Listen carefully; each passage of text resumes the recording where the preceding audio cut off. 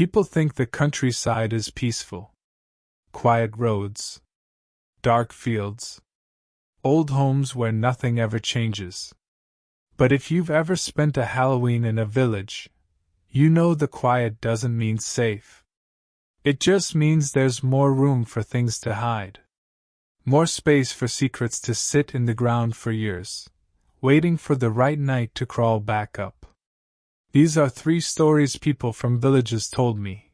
Stories they still won't talk about for long, and stories that always seem to end the same way. With someone whispering, "I swear it was real."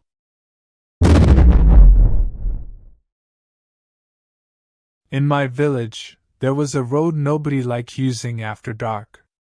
We called it Canal Road because it ran beside this narrow canal that cut through the fields like a black scar.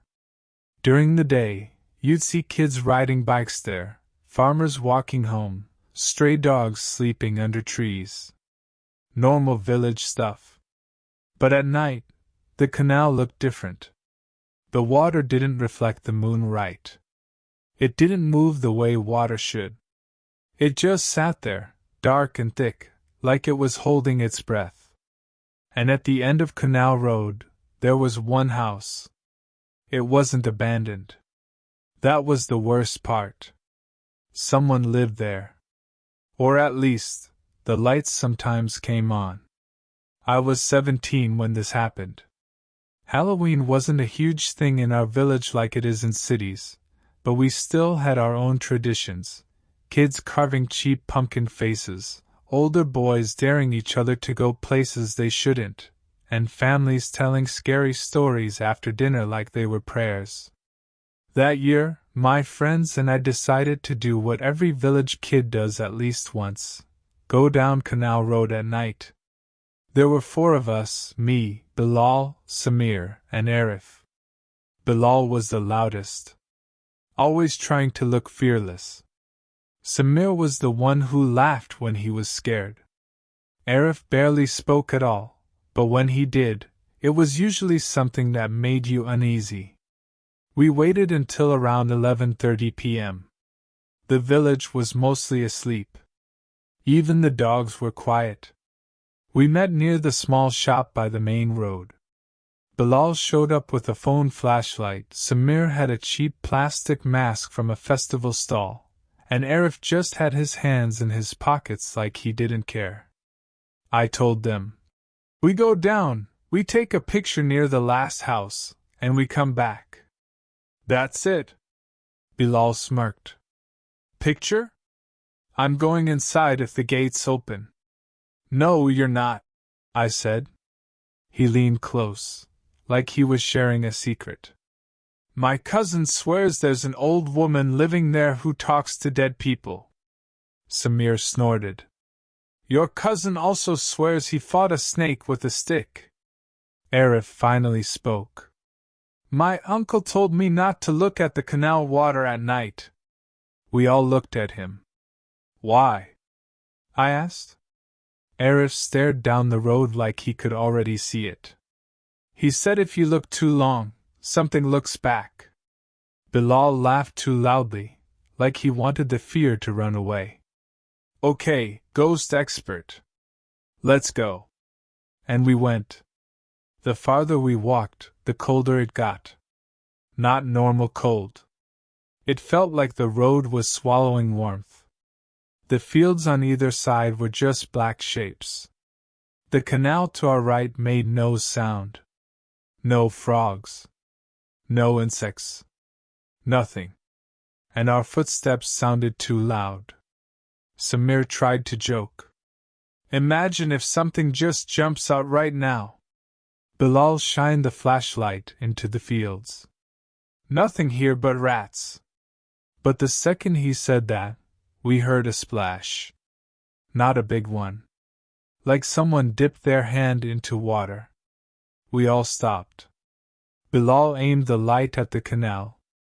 The beam shook because his hand shook, even if he didn't want to admit it. The water was dark. Still. Samir whispered, "Fish?" Arif didn't answer. We kept walking. Then we saw the house. It was built like older village homes, thick walls, a courtyard behind a metal gate, and a single window facing the road. The walls were stained, like rainwater had dragged dirt down for years. And the worst part was the light. There was a dim yellow light on inside. Not bright, not welcoming. Just enough to show someone might actually be there. Bilal slowed down. See? Told you. Someone's awake. We stopped about 10 feet from the gate. The canal was right beside us, and suddenly I didn't like standing with my back to it.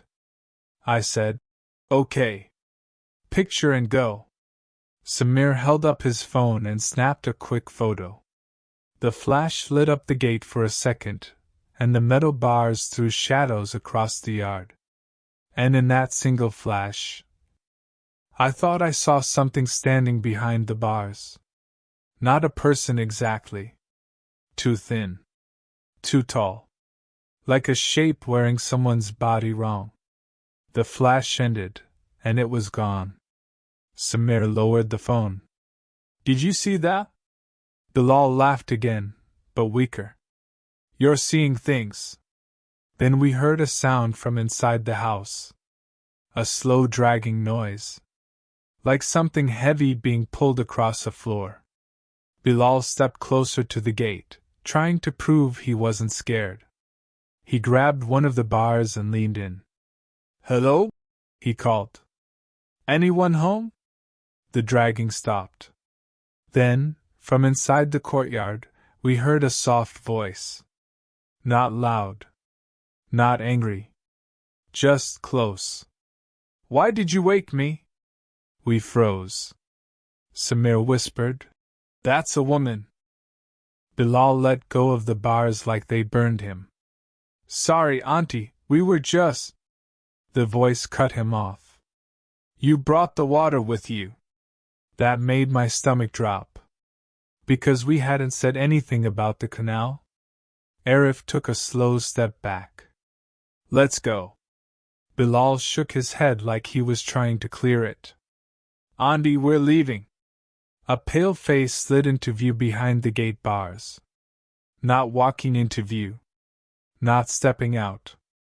It was like it rose up from below the yard, slowly, until we could see it.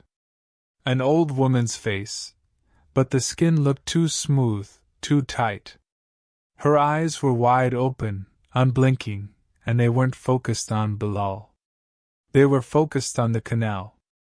Her lips moved like she was tasting the air. And then she smiled. A smile that didn't belong on a human face. She said, "It followed you from the water." Samir grabbed my sleeve. "Bro, go." I couldn't move. My legs felt locked. Then the canal behind us made a sound. A slow gurgle, like the water was being stirred from underneath. Bilal turned his head slightly, like he didn't want to look but couldn't stop himself. And that's when we heard it. Breathing. Not from the woman. From behind us. Low, wet breathing, like lungs filled with river water. Arif bolted first. Samir and I followed instantly. Bilal hesitated half a second too long. And in that half second, I heard the splash again, bigger this time, right behind him. Bilal screamed. I turned while running and saw the flashlight beam drop and spin across the road, lighting up the canal for a second. Something rose from the water. It looked like a person's head and shoulders, but the skin was dark and slick, like it had been soaked for years. The eyes were white. The mouth was open too wide. And it was reaching. Bilal yanked himself free and ran, stumbling, catching up to us.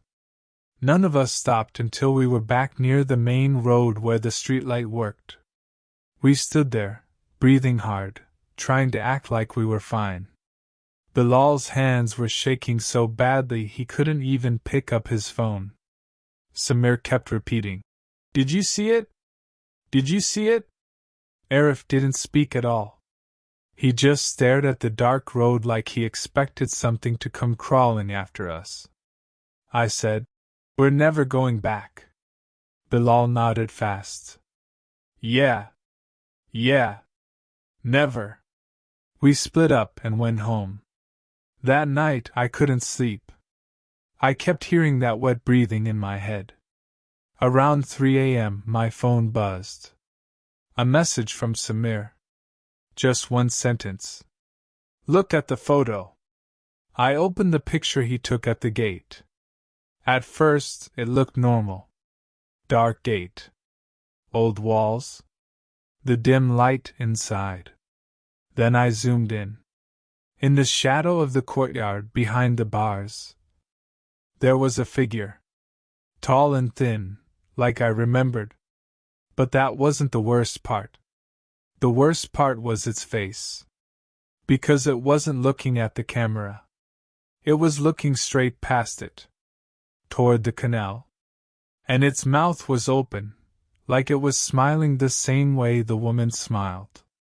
I threw my phone down, heart pounding. I didn't tell anyone.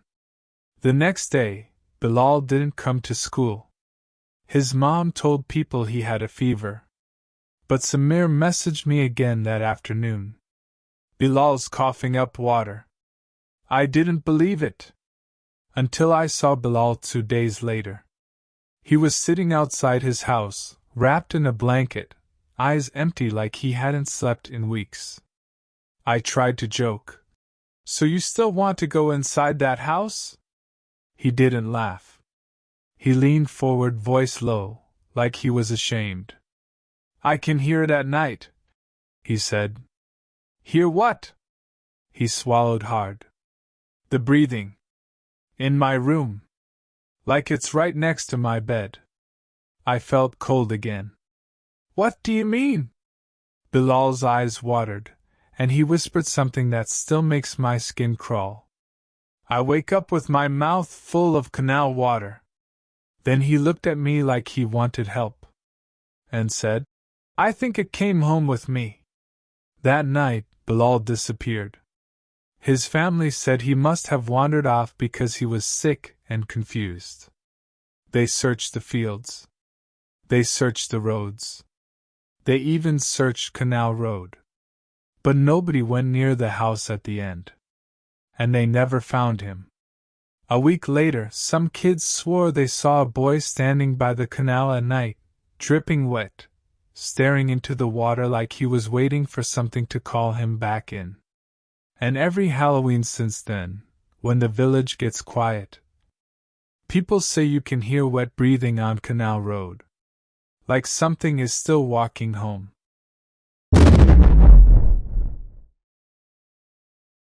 In villages, scarecrows aren't decorations. They're warnings. They stand in fields like crooked guards, made from old clothes and sticks, meant to keep birds away. Most of them look harmless. Funny even. But the one near our village graveyard didn't look funny. It looked angry. It stood in a wheat field right behind the graveyard wall, where the land dipped down and the fog always sat low during winter. And every year around Halloween, someone would mess with it. Kids would throw stones. Teenagers would dare each other to walk up and touch it. Someone even tried to set it on fire once, but it didn't burn right, like the clothes were damp even in dry weather. That year, my cousin Hamza came to visit from the city. He was the type who laughed at village stories. He arrived 2 days before Halloween and immediately started teasing us. "You guys believe in ghosts because you have nothing else to do," he said. I told him, "This place has its own rules. Don't act stupid." He smiled. "So what's the scariest rule?" I didn't want to tell him, but my younger brother did. He said, "Don't go near the graveyard field at night. The scarecrow moves." Hamza burst out laughing. "A moving scarecrow," he repeated, like it was the dumbest thing he'd ever heard. That night, he convinced me and my brother to go with him. Just to prove it's nonsense, he said. I didn't want to. But it was one of those things, if you back out, you look scared. And in a village, looking scared is like painting a target on yourself. So around midnight we walked toward the graveyard. The path was dirt, uneven. The air smelled like wet soil. The village dogs followed us for a bit, then stopped like they hit an invisible boundary. I noticed that and said, "See? Even the dogs don't come." Hamza shrugged. Dogs are dramatic. We reached the graveyard wall. It was old brick with cracks. Inside, the graves were uneven mounds, some with broken stones, some with names worn off. And just beyond the wall, in the field, the scarecrow stood there. It wore a long, faded shirt and a pair of pants stuffed with straw. The head was a sack with black painted eyes and a stitched smile that looked more like a cut. Hamza whispered, "That's it. That's the scary thing?" My brother said, "It's closer than it was yesterday." Hamza laughed quietly. "Or you just have a bad memory." He climbed over the graveyard wall like it was nothing. I hissed, "Hamza, don't." He dropped into the graveyard with a soft thud and started walking toward the scarecrow. My brother and I stayed on our side, watching. Hamza called back, "See? Nothing." Then he stopped. He turned his head slightly, like he heard something. "What?" I whispered. He didn't answer at first. Then he said, "Did you guys just whisper my name?" We hadn't. And the way he said it, like the whisper came from right beside him, made my stomach tighten. He shook it off and continued walking. The closer he got to the scarecrow, the darker it seemed. Not because of the light, but like the scarecrow was absorbing it. Hamza reached out and poked its chest. Nothing happened. He turned back, smiling smugly. "Congrats. Your scarecrow is officially." The scarecrow's head turned. Not fast. Not dramatic. Just a slow, creaking rotation, like the sack was being twisted from inside. Hamza froze. My brother grabbed my arm so hard it hurt.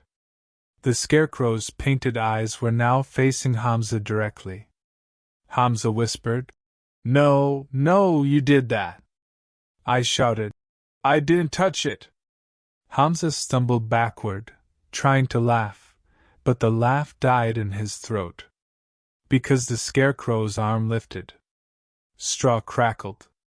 Claws stretched. It lifted its right arm toward Hamza like it was pointing. Hamza backed away faster, stepping into the graveyard now, eyes locked on it. Then the scarecrow took one step forward. A real step. Its leg dragged through the wheat like it was heavy. Hamza screamed and scrambled toward the wall, trying to climb back over. My brother and I pulled him up by his arms, and he practically flew over the bricks, landing hard on our side. We ran. We didn't stop until we were inside our house, door locked, lights on. Hamza sat on the floor, breathing like he was choking. My brother kept saying, "I told you! I told you!" Hamza finally spoke, voice shaking. "It moved! I swear it moved!" I nodded. "We saw." Hamza looked at me, eyes wide. "And it wasn't empty," he whispered. "When it turned, I heard something inside it. Like breathing." That night, none of us slept. Around 2 a.m., we heard something outside. A soft scraping sound on the street. Like straw being dragged over dirt. Hamza sat up in bed immediately. No. No way. The scraping got closer. Then we heard it stop right outside our gate. We stayed silent, listening. Then came a sound that made my blood go cold. A slow, dry knock. Not like a hand. Like something hollow tapping wood. Knock. Knock. Knock. Hamza whispered. Don't open it. My brother's eyes were tearing up. He mouthed, please. I held my breath. Then, from the other side of the gate, a voice spoke. A voice that sounded like it came from a throat full of dust. Hamza! Hamza's face went white. How does it know my name? He mouthed. The voice said again, closer this time, like it was leaning in. Hamza, come back to the field. Another knock. This time harder. The gate rattled. We heard straw scrape against metal, like something was pressing itself against the bars. Hamza shook his head fast, whispering, Go away. Go away. Then the voice changed. It stopped sounding like dust. It started sounding like someone we knew. Like Hamza's mother. Honey, open the gate. Hamza started crying silently. That's not my mom. My brother covered his ears. The voice continued softer, sweet. Open the gate. I'm cold. I wanted to scream. I wanted to run. But I couldn't move. Then it whispered something that didn't sound like any human at all. I can smell the city on you. Silence followed. The scraping moved away slowly. We didn't breathe until we heard it fade into the distance. Morning finally came. We went outside. The street was empty. No footprints. No straw. Nothing. Hamza packed his bag that same day. He didn't joke anymore. He didn't tease. He didn't even look toward the graveyard. Before leaving, he told me something quietly at the bus stop. When I touched it, he said, I felt something under the cloth. Like wood? He shook his head. Like skin. He left. A week later, he messaged me from the city. I keep finding straw in my shoes. I typed back. Maybe it got stuck. He replied instantly. I bought new shoes. After that, he stopped replying at all. 2 months later, I heard from a family member that Hamza was acting strange. Not sleeping. Keeping his windows shut.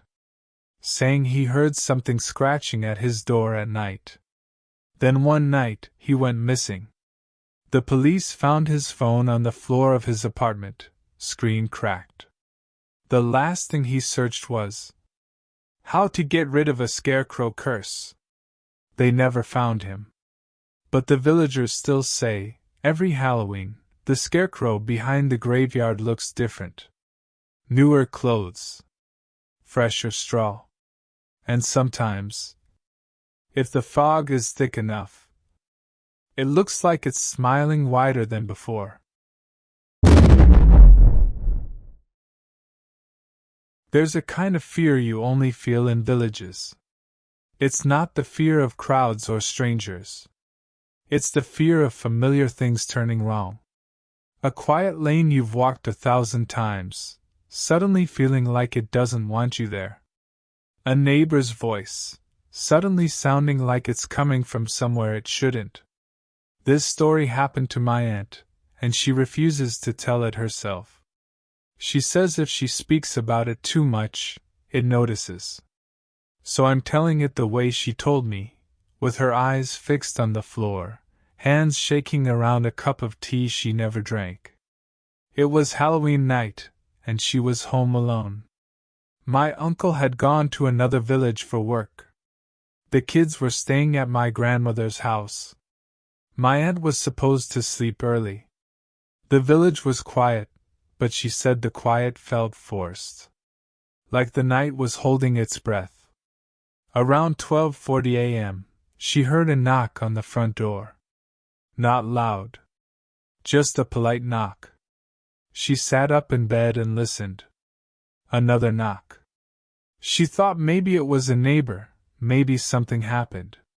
She went to the window first and looked out. No one. The lane was empty. Just darkness, and the faint light from a far street lamp. Then the knock came again, but this time, it wasn't on the front door. It was on the side window. Tap, tap, tap. My aunt froze. That window faced the narrow alley between houses. Nobody used it at night. She whispered, "Who is it?" A child's voice answered, "Auntie, please open." Her stomach dropped. It sounded like a little girl. Soft. Breathless. Like she'd been running. My aunt didn't open the window. She pulled the curtain back just a little. And she saw two children standing there. A little boy and a little girl. They were barefoot. Their clothes were dirty. Their heads hung slightly, like they were tired. The boy looked up first. His eyes were strange. Not glowing. Not dramatic. Just too still. Like he didn't blink enough. He said, "Auntie, we're lost." My aunt's first thought was, where are their parents? But then she noticed something that made her skin prickle. The children's shadows weren't right. The streetlight behind them should have made long shadows stretching toward her house. But their shadows were pressed against the wall behind them. Like something was holding them there. My aunt stepped back. She said, "Where do you live?" The girl answered, "Near the well." That made my aunt's throat go dry. Because the well near the fields had been sealed years ago after an accident. People said a child fell in. Nobody lived near the well anymore. My aunt lied. She said, "I can't open. My husband isn't home." The boy tilted his head slowly. "We know," he said. My aunt's heart started racing. The girl pressed her palm to the glass. "Auntie, please. We're cold." My aunt said she almost opened it, because something in her brain wanted to help them. Like an instinct. But then she noticed the girl's hand. It was wet. Not rain wet. It looked soaked. Water dripped from her fingers onto the windowsill. My aunt backed away fully. She said, "Go to someone else's house." The boy's voice dropped lower, almost like an adult trying to imitate a child. "We already did."